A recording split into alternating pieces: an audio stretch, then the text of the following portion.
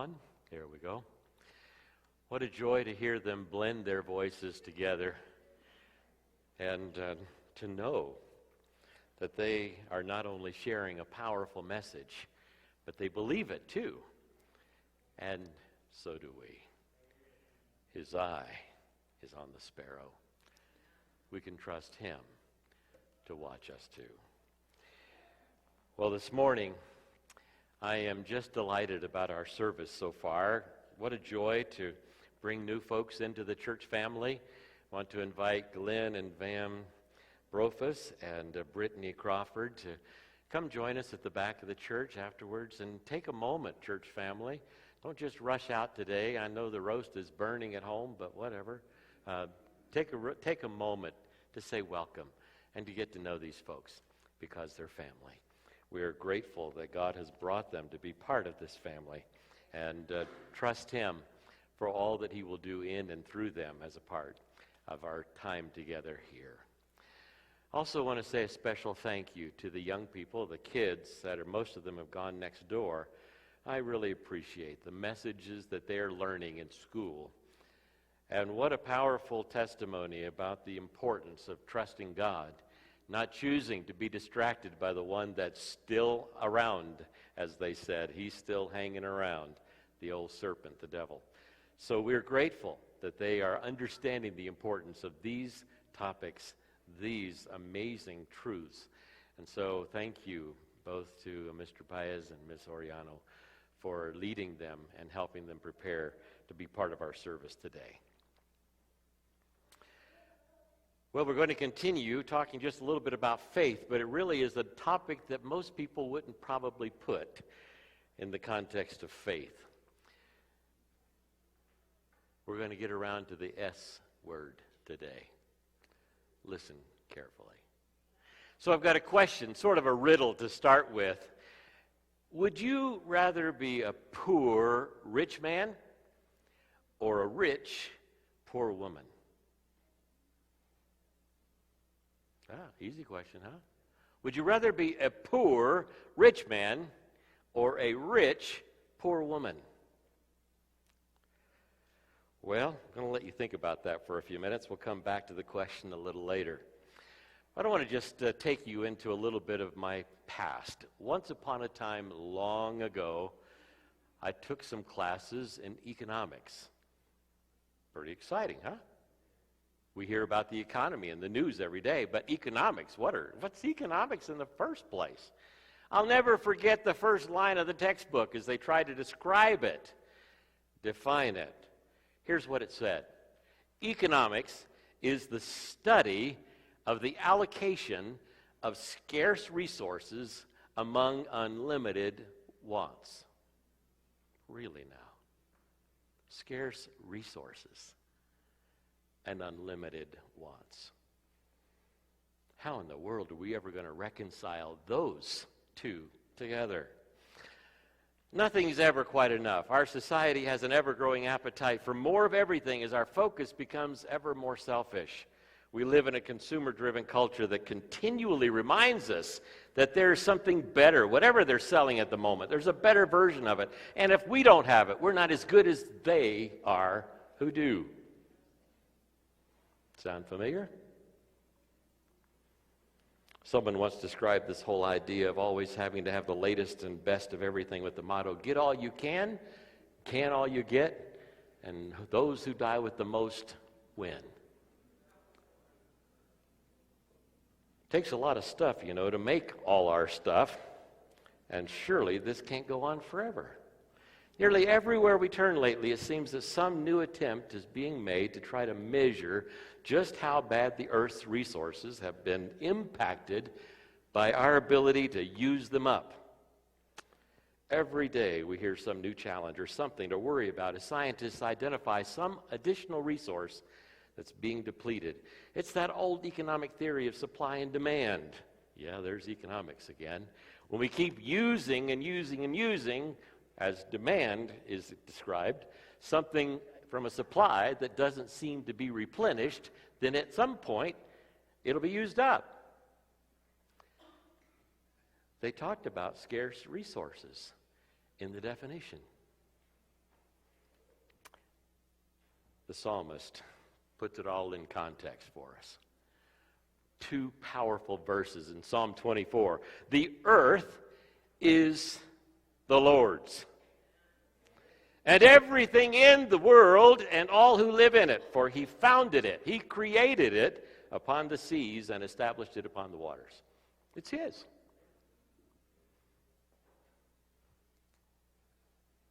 And while so many around us are nearly hyperventilating with anxiety over not having or getting everything they may want, if we choose to take God at his promise, to trust him at his word, then I would like to submit to you today that we have no need to worry.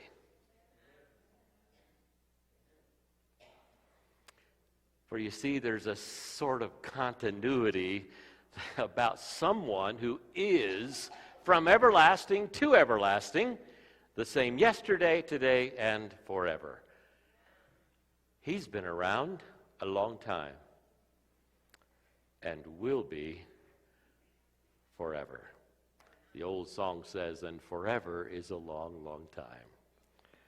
My friends, I believe it is really good news to know that everything I will ever need, you too, he's able to provide from his vast resources. That's a different word than scarce, isn't it? And since he created it all, we can be confident that as he pours his blessings into our lives, he can get or create whatever he needs to do just that. What a great God. Indeed, worthy of our trust. We can put our faith in him because he is trustworthy. So we're talking about the God who told Abraham that he would make of his descendants a great nation, and he would bless them with incredible resources and great possessions. And as we were reminded last week, God confirmed that promise to Isaac and Jacob and with many others down through the years. He's the one who's challenged us to prove or test his promise. As Ed said this morning, to open the windows of heaven and pour out a blessing that will be greater than we can receive. Had any kind of those blessings lately? I want to tell you that sometimes I think we miss out on understanding where they are and what they are. We don't even know the number of times that we have been protected, avoided in the timing of our coming to an intersection that could have been a completely different experience than us safely proceeding through. We don't even know the many times that somebody else was falling asleep as we were meeting them on the road, and at the last moment, they awoke and straightened out their pathway. God is at work in blessing our lives through his power day in and day out. Never asleep, always on duty. The psalmist reminds us that the Lord owns the cattle on 1,000 hills. Even all the silver and gold are his. Can you imagine? He's got it all. He owns it all. And when he took Abraham out to see the stars in the heavens, it was to remind him that as the Creator, he has abundant resources to keep his promises. This morning, I happened to just look at an email that came in with a picture. And it was just a snapshot of a segment of the Milky Way. All of the stars, you know. And it said, in this segment alone, there are 84 million stars. My friends, we don't have a clue how vast, how big is God? No. He's big enough to rule the mighty universe, but small enough to live within my heart, as the song says. What a powerful God. What an amazing God. I don't know about you, but I think that for a lot of us, this whole idea of ownership, when we think it's ours, we think we own it. It can become quite a struggle in our hearts from the very first time we understand what mine means. We want to cling to whatever we have, stake out our claim of ownership. The more the better. You know, it's sort of an I've got mine, you get yours type of thing. My parents told a story. You know that my father's been resting in Jesus for 50 years now, but my mom turned 94 years old yesterday. What a joy to spend 45 minutes on FaceTime while I drove over here yesterday afternoon. What? FaceTime while you're driving? Well, she's looking at me. I'm looking at the road, but we're talking to each other and enjoying each other's company. Reminded once again that we have a context, and I'm so blessed to have one that goes back that far and who's still active and aware and alive and praising God with her life. But she tells me, and I can't even believe I did this, but when I was a little one, I would crawl around and I would see things on the floor and I would think they were mine. I would absolutely latch onto them and not turn loose of them for anything, to the point that I began to crawl on my elbows so I wouldn't have to release anything. It was mine. We understand mine, don't we? Seems to be pretty important to us. Somehow we've mistaken the idea. We have this notion that we are the owners. Well, we may say we own a house or a piece of land, and if we're honest with ourselves, we would have to admit that sometimes ownership brings along certain challenges that we weren't expecting. We thought it'd be all good, but things come up. If you own the house and the toilet's messed up, you get to pay for the plumber. Yeah, that's ownership. Responsibility. We buy a house just to discover that what we really want is a larger house or a different house or in a different location. Never quite happy. Become frustrated sometimes with ownership. We might even think it was better before we were tied down to this thing. Some people talk about owning something that they end up describing it as owning them instead. Ownership is a challenge. It brings pain and grief and frustration, stress. But I want to tell you that I've got some good news for you today. Most of you already know this. If anybody doesn't know it for sure, I want you to know without a doubt that we can get out of the business of ownership. You okay with that? Oh, wait a second. They're going to charge me taxes on this thing. It's still mine, I guess. How do I get out of the ownership business? Well, truthfully, we're really not owners at all. We're simply stewards. Yeah, there's that S word.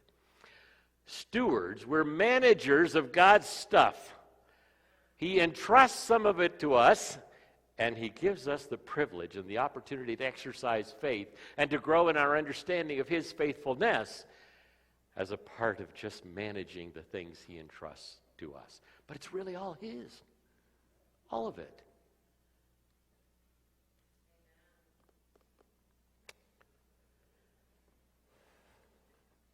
God is the true owner of the entire universe, and acknowledging His divine ownership is the foundation of human stewardship. When we are the managers making decisions about somebody else's stuff, we're going to exercise faithful judgment. We're going to be careful how we handle it. We're going to respect what they ask us to do with it. Therefore, we are the managers. He entrusts us in this position.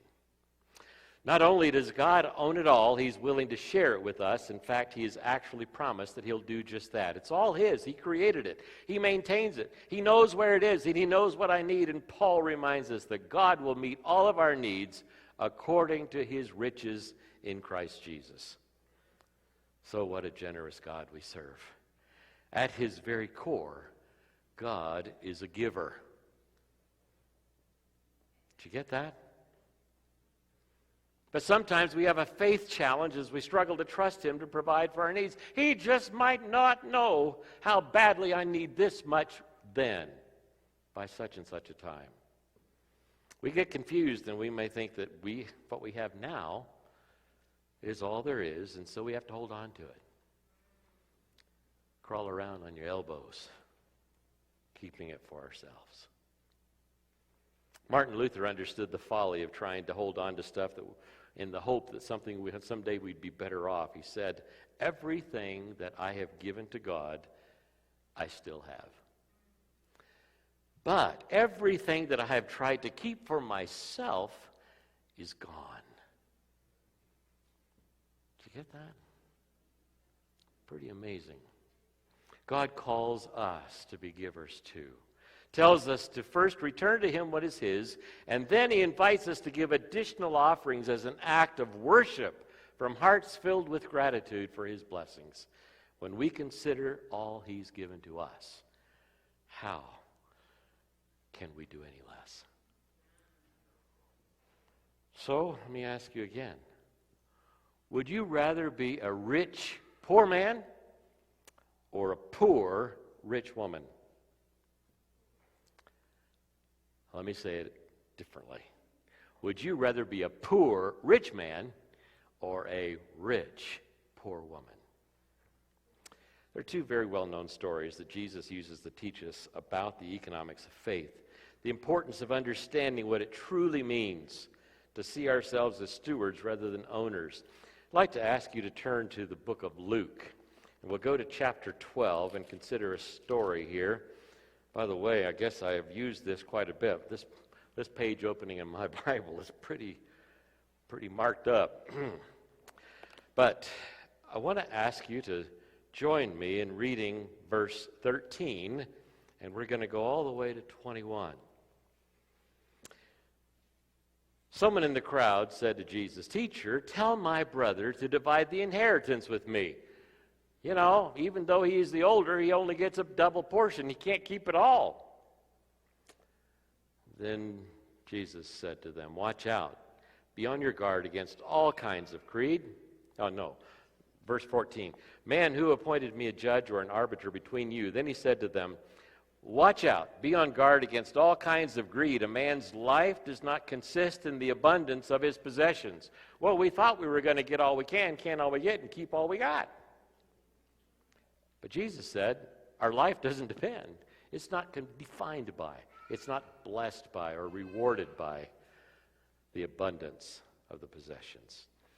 So he told them this story. Don't you love it? Jesus knows how to communicate a truth.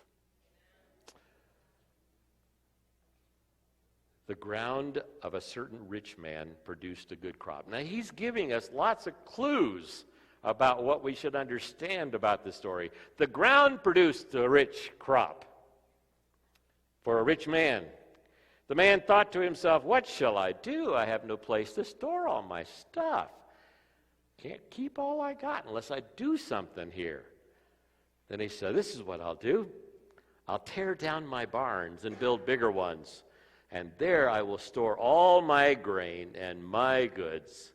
And I'll say to myself," that's something you can't really sneak up when you're talking to yourself. I don't know.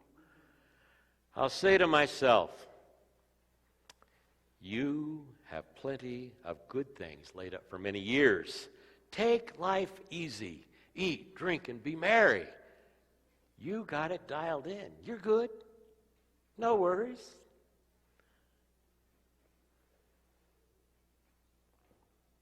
But God said to him, the him is the farmer in the story, "You fool.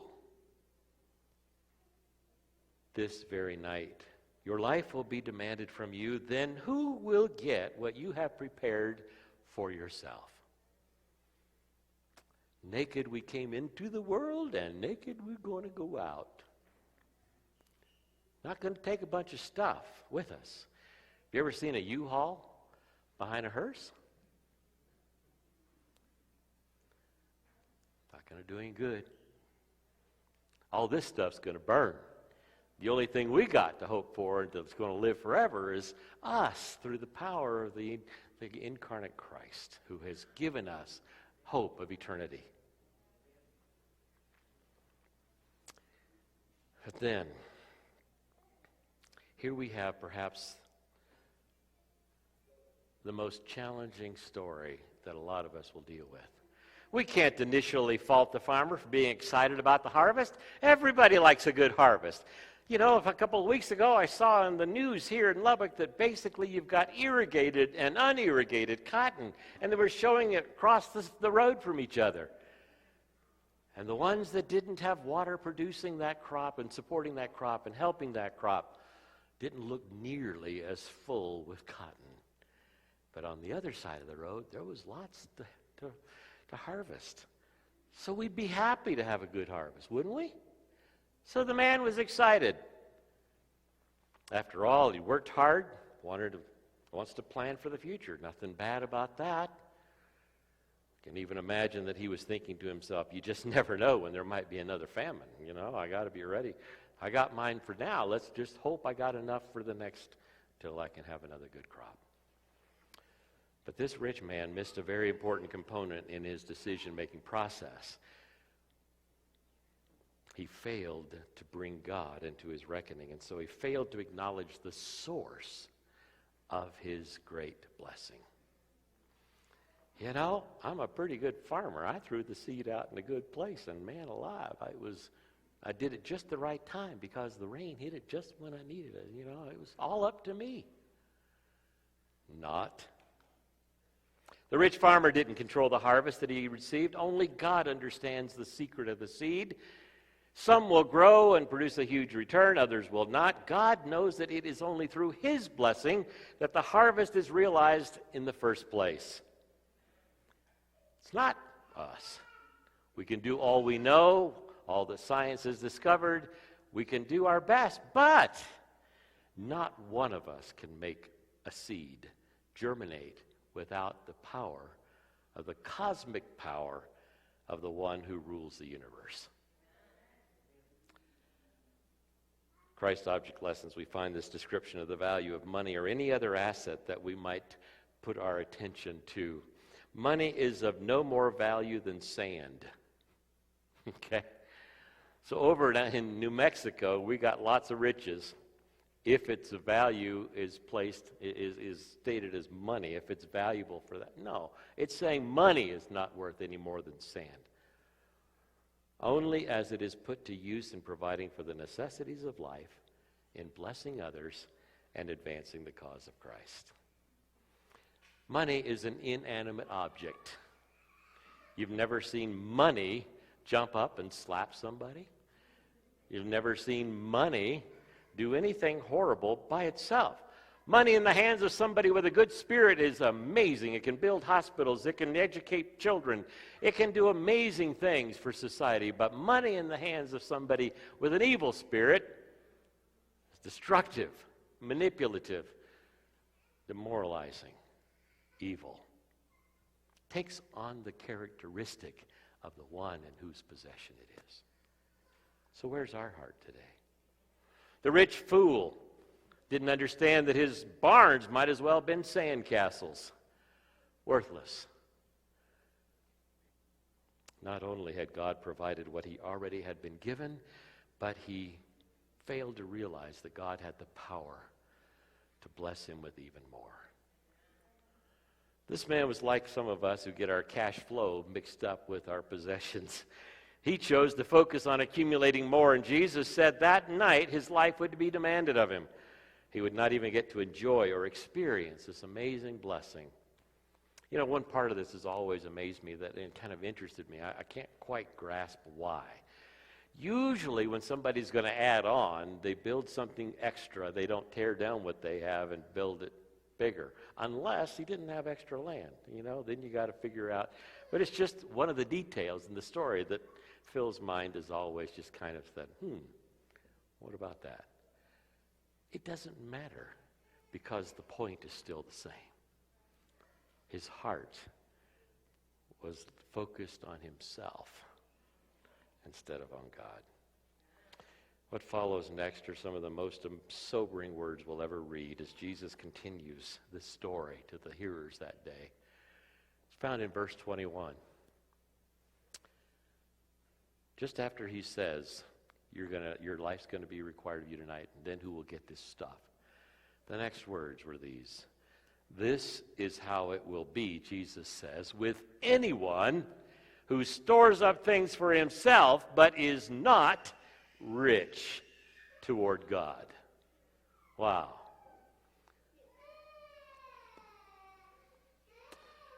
I think that we could agree that the farmer in this story truly was a poor rich man.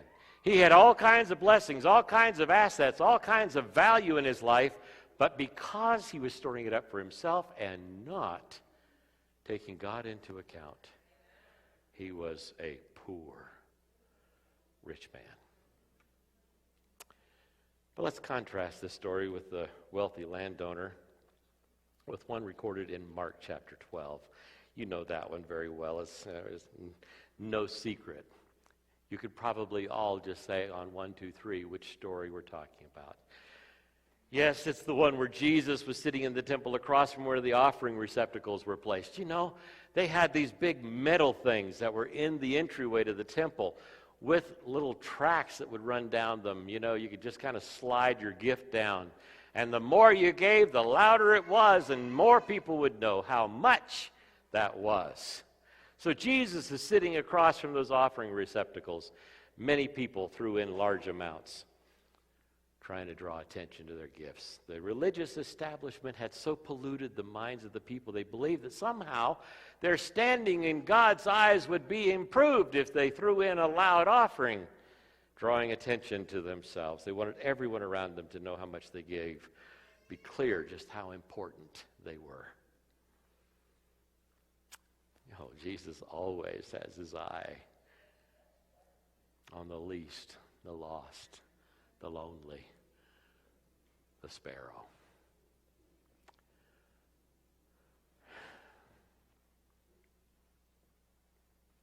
How ridiculous to think that we could begin to impress God with the size of our gifts. Wow. Pretty arrogant to even think about that.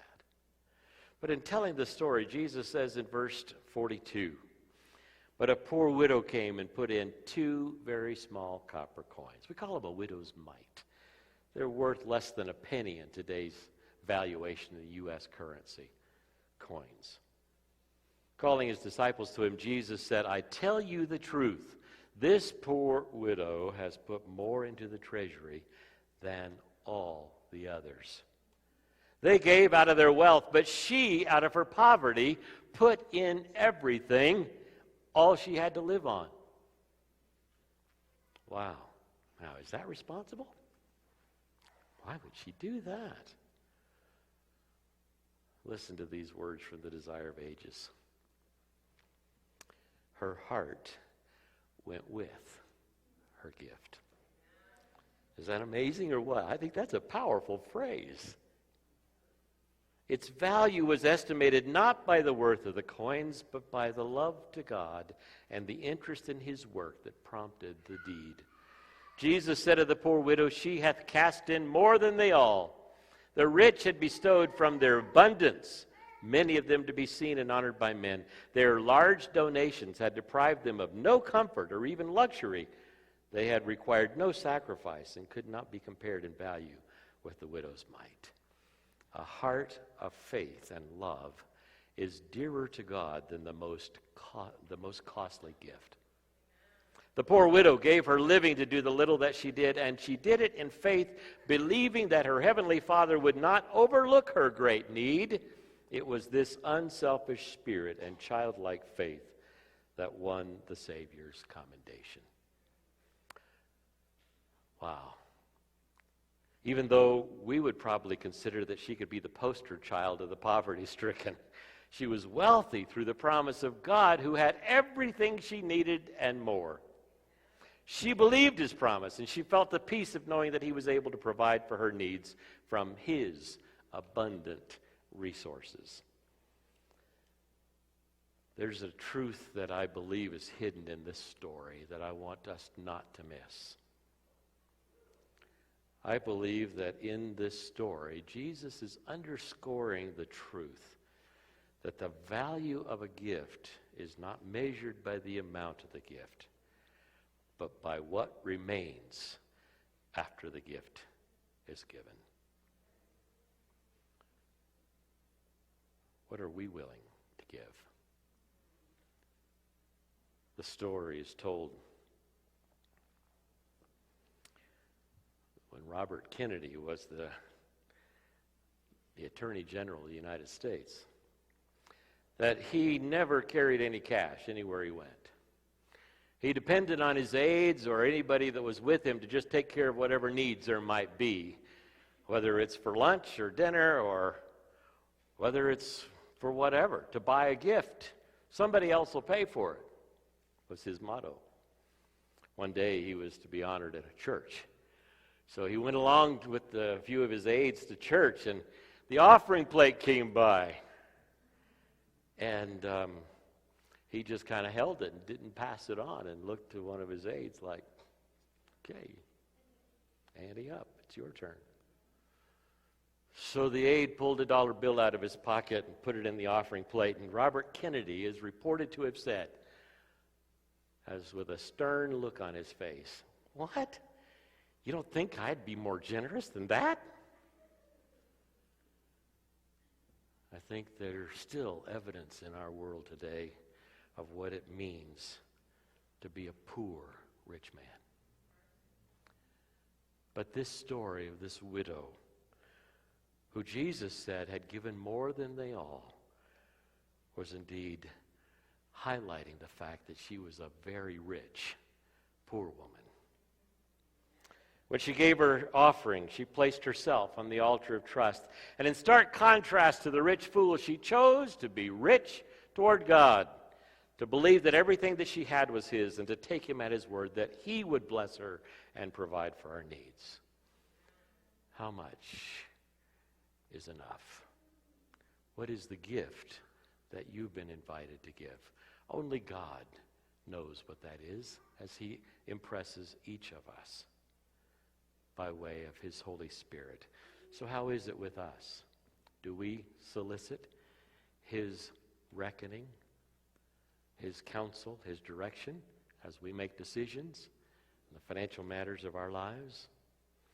How about even when we make offering gifts as worship? Are we faithful to return to God what he says is his? Do we return the 10th of our income that he has said is his as a tithe? Remember, he owns the other 90% too. It's all his. Are we generous to bring gifts of gratitude as an act of worship? Jesus has given everything for us, and he tells us that if we give to him, he will give to us. The same measure that we use for our gifts, it's the one that will be used for the gifts that we receive. Pressed down, shaken together. You remember the passage? The more we give, the more we'll receive. It's impossible, my friends, to outgive the Lord. Paul encourages a complete commitment to generosity in his second letter to the church of Corinth.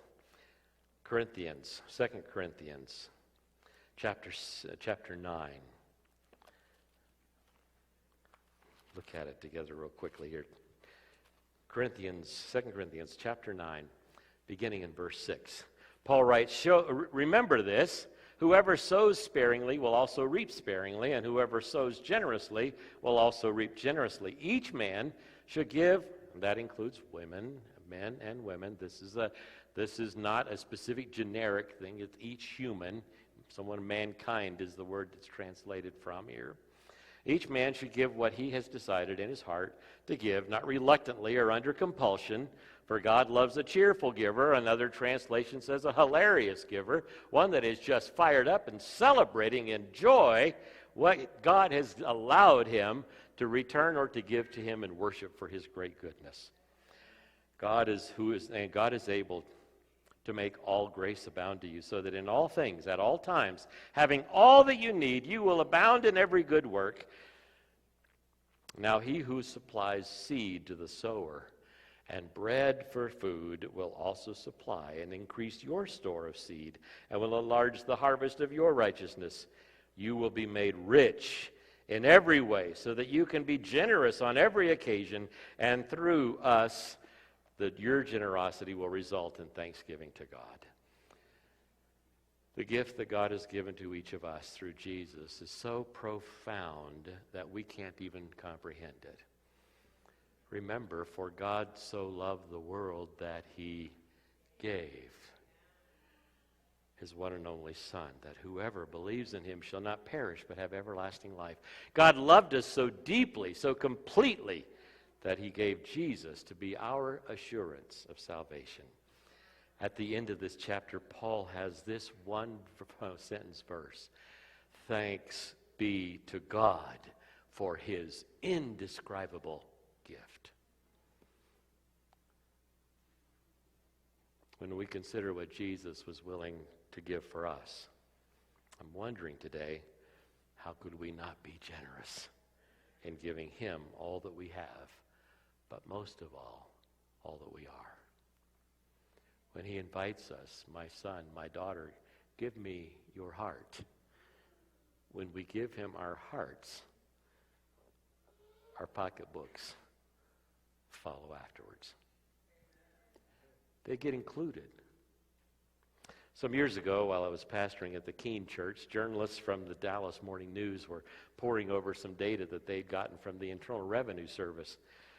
They stumbled upon something that took them quite by surprise. They were analyzing charitable contribution deductions as given by zip code. Did you know that kind of information is available? Just a few miles down the road from Dallas was a small town that stood out in a very remarkable way. You see, the people who filed tax returns from Keene's 76059 zip code reported more charitable contributions as a percentage of their adjusted gross income than those in any other zip code in the entire state. Pretty amazing. They found that information by just looking through the IRS data. And they thought, well, that's in our territory. We got to find out why. These journalists decided to pay a visit out to Keene. Along with interviews at City Hall, they talked to the mayor and the city council members, trying to figure out why is this zip code, the people who live here, contribute so much to charitable organizations. They also went by Southwestern Adventist University and talked with the folks in administration, even a couple of the professors in the religion department. But then they were referred to come to the church. That's the one place where most of the members are the people in that city. It's a 3,000-member church in a 6,000 population town. And so they came to the church and we visited with these folks. As a part of our explanation for this generosity, we told them about the commitment that we have to the principle of stewardship, about how God is the creator and the owner of everything, and everything includes the cattle on 1,000 hills and the cattle on the Texas plains and the minerals underneath those plains. One Sabbath, a reporter and a photographer from that newspaper came to church. They wanted to just check out, see what the people were like, what it was all about. Wouldn't you know it, the sermon that week was on this very topic of the importance of a Christian stewardship response to the love and giving heart of our Creator God. And wouldn't you know it, to top it all off, we were hosting a blood drive in the fellowship hall. You know, you can't get blood out of a turnip, but you can get blood out of some Adventists. After the services that day, we debriefed about their experience. What they shared with us could be summed up like this. This is what they said. They said, we see you all as people who are willing to even give your blood, representing your very lives, as a blessing to others. How much more should you be willing to bring tithes and offerings in response to God's blessings? I think they got it. Do we? Do we get it? Do we understand that God's serious and He's faithful? And He's inviting us to test Him, to have our faith restored, rebuilt, enlarged, confirmed? When we fully understand that God is indeed the owner of everything we have and are, we will truly come to appreciate even more His promise to be faithful in this regard, this part of our response to His faithfulness, where we still feel so often that we have to be in control. We'll live in the joyful knowledge that he will faithfully supply all our needs according to his riches in Christ Jesus. When that happens, my friends, we will be called rich toward God. And we will respond with a generous spirit and a grateful heart. If we're willing to take God at his word and plant a seed of faith, he will bless it and us with an amazing harvest that there will not be even room enough to receive it. I don't know how we measure that. But the rich man had to get new barns. I believe God can do that in every single one of our lives. But he's in charge of that part of the promise. He's only asking us to test him. If I had more time today, I'd tell you about the time I was sued by a member in another part of the country. They wanted a refund of their tithe because God had not blessed them according to his promise.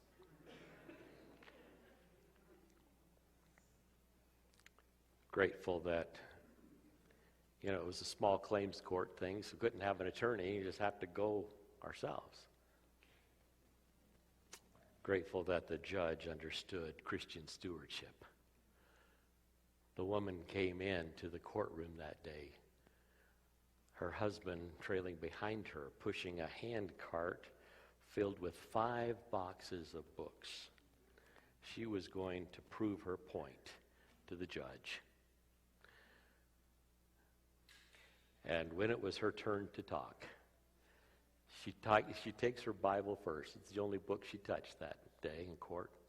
And she starts flipping from one end to the other, time after time, going through the Bible, looking for, she was going to prove that there was these references to tithing and giving all the way through the Bible. And she wanted to have the very first one. And she looked at this one, and that wasn't right. Then she went over here, and then she went over here. The judge just sat there patiently. And he said, if you're looking for the reference to where Abraham paid a tithe to Melchizedek, you'll find it's somewhere around Genesis 14. My friends, I breathed a sigh of relief. This is a judge who understood that God is the one who owns it all, and that God is the one who will be faithful, and that we are only representing his promise, but he's the one who keeps it. And by the way, I think that God was not listed, or that court was not listed with any jurisdiction over God, because when he was finished with our case that day, he said, I'll render a written response within 30 days. We got a letter. Case dismissed. My friends, God is faithful. Are we? We may lay out the criteria on which we're going to believe, but he is inviting us to trust him. Today, I just want to express my appreciation for the amazing evidence of some of the members in this church. You folks are faithful, and I am not in any way speaking this message to you in any suggestion that you're not. This is a message that I need to hear periodically. A reminder of who's in control. A reminder of where all the blessings come from. A reminder that the faithfulness of God is trustworthy enough for me to place my faith in him. You all, I believe, many of you, would just simply be part of those rich toward God classifications. You faithfully bring your tithes into the storehouse week after week, and you also add additional offerings of gratitude for God's rich blessings in your life. I can tell you, my heart just is overwhelmed. Last week, I don't know how many of you heard Cindy Riley's little story about a testimony of one of our members going through serious challenges, choosing to turn their tithe in when they had $1 left, and how a member had given them cash at the end of the service that day. That was more than what they had in the tithe envelope. You know what happened in addition to that? One of the members of this church, sitting here hearing that story, wanted to give to that family as well. And by the time they finished counting out the $100 bills, it was a very significant gift. That's who you are. You are faithful. I'm not here in any way suggesting you got to get your act together or get your house in order. I'm just saying we all need to be reminded that God is the one who says, "Prove me, and I will pour out a blessing." My prayers will continue to trust God's promise, and you'll continue to experience His profound blessings in your life. I also like to take just a moment to challenge perhaps others within our church family to consider making a decision to explore the promise of God in the context of His ownership of everything that you have, that you think you have, that you think is yours, because it's His. He's trusting you with it. He's the one who gives you the gifts and skills to earn an income or even create wealth. Without Him, we can't do anything. I know that it may seem that things are scarce right now. Just doesn't seem to make sense to carve off 10% and give it to Him right off the top. I also know that God says that He will cause His blessings to flow into your life, your family, and your budget. I believe that you'll see that you can accomplish more with the remaining 90% than you could if you had all 100% by exercising that faithful commitment to Him. My prayer for you is that you may have the faith, trust that God really will do what He says He's going to do. And it's not going to be up to us to confirm whether He did. He is faithful. He will do things that we don't even know about that are part of His blessing in our lives. We don't have to take Him to court either. My prayer is that you will lean further into faith in Him every day, trusting that His promise is sure. If you're struggling with knowing how to tap into the abundant resources of heaven, I would count it a privilege if you just want to have a conversation with me. I'd do it privately, anonymous to anybody else, and it's not necessarily me. Talk to someone else. Talk to one of the elders. Talk to the treasurer. Talk to people. Understand that it might be difficult. I know the first year that Kathy and I were married, we filed a tax return with $1,680 of total income from the W-2s that were given to us. We were married in April. We worked in youth evangelism through the summer, just had our meals and lodging cared for. We started college in August. From August to December, $1,680.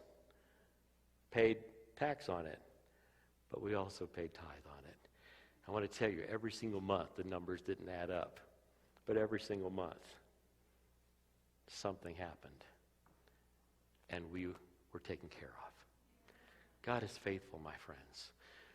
My prayer today is that each of us will grow stronger in our desire to serve the Lord with all that He has shared with us, with all that we are, and in whatever way He calls us to serve Him.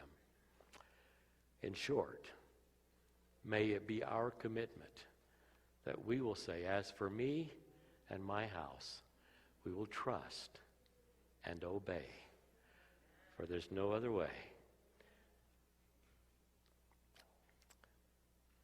May God bless you all. I invite you to stand and sing our closing song today as the young people lead us once again.